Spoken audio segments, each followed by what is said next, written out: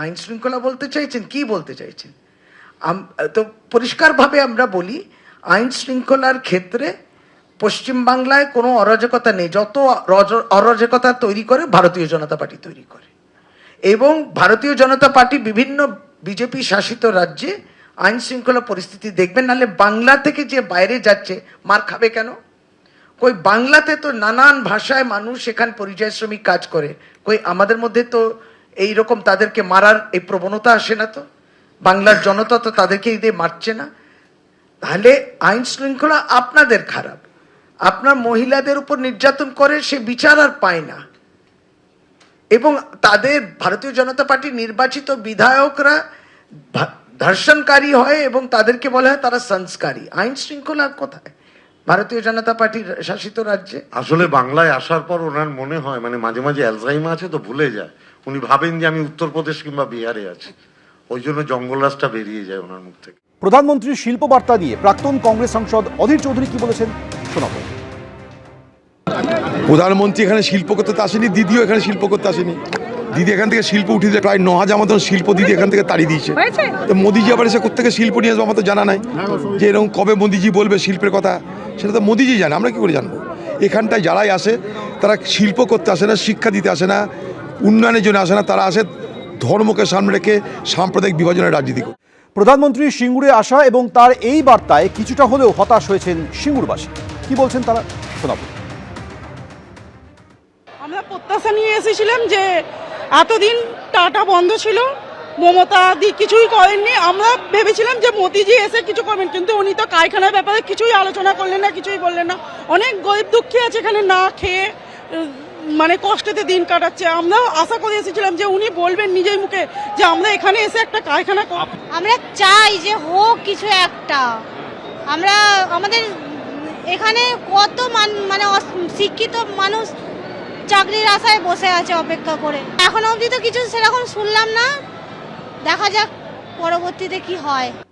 কিন্তু সিঙ্গুরের লোক আশা করেছিল উনি এসে চাষ সম্বন্ধে কিছু কথা বলবেন, সারের দাম কমাবার কথা কিছু বলবেন, চাষিদের বন্ধু হিসেবে কথা বলবেন। সেটা না করে ওনার বন্ধুর বিজনেস কি করে বাড়বে, কোথায় বন্দর হবে, কোথায় আরও অন্য কিছু বন্ধুকে পাইয়ে দেওয়া যাবে, কন্ট্রাক্টর পার্টি ফান্ডে টাকা ঢুকবে, সেই চিন্তা ভাবনা চলছে ওনাদের।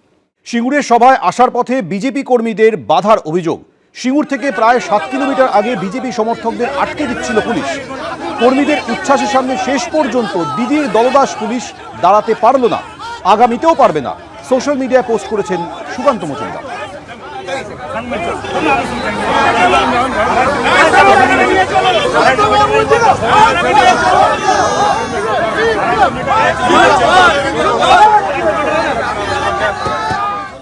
সিঙ্গুরের সভা থেকে আজ একাধিক ইস্যুতে তৃণমূল সরকারকে নিশানা করেছেন প্রধানমন্ত্রী নরেন্দ্র মোদী। তার বক্তব্যের মধ্যে উঠে এসেছে রাজ্যের মহিলাদের নিরাপত্তার প্রসঙ্গ।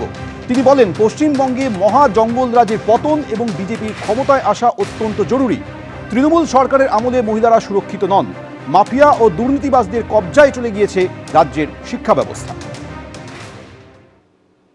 टीएमसी के राज में बेटियां भी सुरक्षित नहीं है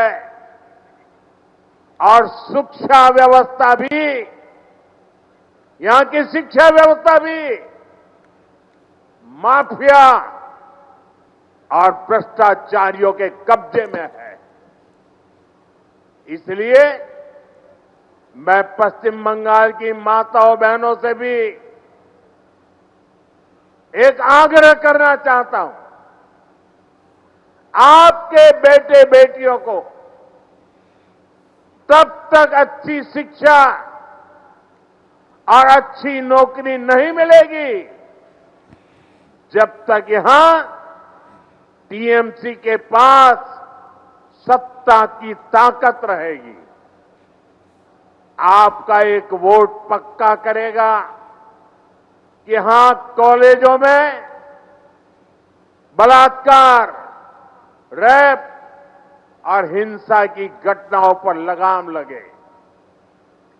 भाजपा को आपका एक वोट पक्का करेगा कि बंगाल में फिर से संदेश खाली जैसी घटना न हो। भाजपा को आपका एक वोट इस बात को पक्का करेगा कि फिर से बंगाल में हजारों शिक्षक अपनी नौकरी नहीं खोए। আইন শৃঙ্খলা বলতে চাইছেন, কি বলতে চাইছেন? তো পরিষ্কারভাবে আমরা বলি, আইন শৃঙ্খলার ক্ষেত্রে পশ্চিমবাংলায় কোনো অরাজকতা নেই। যত অরাজকতা তৈরি করে ভারতীয় জনতা পার্টি তৈরি করে, এবং ভারতীয় জনতা পার্টি বিভিন্ন বিজেপি শাসিত রাজ্যে আইন শৃঙ্খলা পরিস্থিতি দেখবেন, নাহলে বাংলা থেকে যে বাইরে যাচ্ছে মার খাবে কেন? কই বাংলাতে তো নানান ভাষায় মানুষ সেখানে পরিযায়ী শ্রমিক কাজ করে, কই আমাদের মধ্যে তো এই রকম তাদেরকে মারার এই প্রবণতা আসে না? তো বাংলার জনতা তো তাদেরকে এই দিয়ে মারছে না।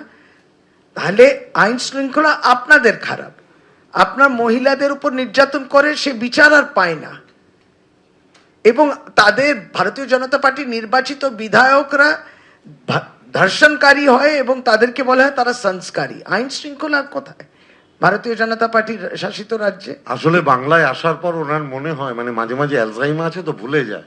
উনি ভাবেন যে আমি উত্তরপ্রদেশ কিংবা বিহারে আছি, ওই জন্য জঙ্গলরাজটা বেরিয়ে যায় ওনার মুখ থেকে। প্রধানমন্ত্রীর শিল্প বার্তা নিয়ে প্রাক্তন কংগ্রেস সাংসদ অধীর চৌধুরী কি বলেছেন শোনাবো। প্রধানমন্ত্রী এখানে শিল্প করতে তো আসেনি, দিদিও এখানে শিল্প করতে আসেনি। দিদি এখান থেকে শিল্প উঠিয়ে দিয়ে প্রায় 9,000 মতন শিল্প দিদি এখান থেকে তাড়িয়ে দিয়েছে। তো মোদিজি আবার এসে কোথেকে শিল্প নিয়ে আসবে আমার তো জানা নাই, যে এরকম কবে মোদিজি বলবে শিল্পের কথা সেটা তো মোদিজি জানে, আমরা কি করে জানবো? এখানটায় যারাই আসে তারা শিল্প করতে আসে না, শিক্ষা দিতে আসে না, উন্নয়নের জন্য আসে না, তারা আসে ধর্মকে সামনে রেখে সাম্প্রদায়িক বিভাজনের রাজনীতি করে। এবিপি আনন্দ এগিয়ে থাকে, এগিয়ে রাখে।